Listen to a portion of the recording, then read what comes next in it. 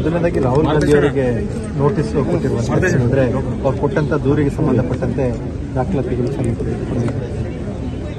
ರಾಹುಲ್ ಗಾಂಧಿ ಅವರು ಈ ದೇಶಕ್ಕೇನೆ ಎಲ್ಲ ಇನ್ಫಾರ್ಮೇಶನ್ ಕೊಟ್ಟಿದ್ದಾರೆ. ಅವರಾಗಲೇ ಕರ್ನಾಟಕದವರು ನಾನು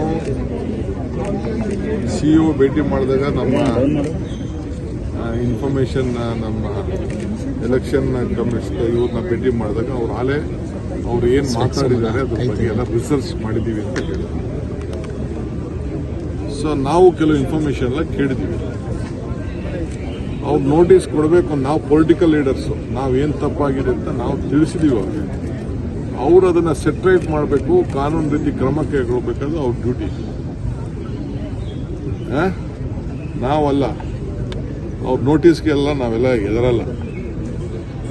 ನಾವೇನಾದ್ರು ತಪ್ಪೇಳಿತ್ತು ಅಂತಂದ್ರೆ ಕೇಸ್ ಹಾಕ್ಲಿ ಅವರು ನಮ್ಮ ಮೇಲೆ. ನಾವೇನಾದ್ರು ತಪ್ಪೇನಾದ್ರು ಹೇಳಿದ್ರೆ ನಮ್ಮ ಮೇಲೆ ಏನ್ ಬೇಕಾದ್ರೆ ಕೇಸ್ ಹಾಕ್ಲಿ. ನಾವು ರಿಸರ್ಚ್ ಮಾಡಿದ್ದೀವಿ. ನಮಗೂ ಗೊತ್ತು, ನಾವೇನು ಎಲೆಕ್ಷನ್ ಕಮಿಷನ್ ಈಗ ಎಲ್ಲ ಎಲೆಕ್ಷನ್ ಪಿಟಿಷನ್ ಏನು ನಾವೇನು ಹಾಕಿಲ್ಲ. ನಾವು ಏನೇನು ತಪ್ಪಾಗಿದೆ ಅಂತ ತಿಳಿಸಿದ್ವಿ. ಇನ್ನೊಂದು ದೊಡ್ಡ ಆಪರ್ಚುನಿಟಿ ನನಗಿದೆ, ಈಗ ನಾನು ಅದನ್ನ ಡಿಸ್ಕ್ಲೋಸ್ ಮಾಡಕ್ ಹೋಗಲ್ಲ.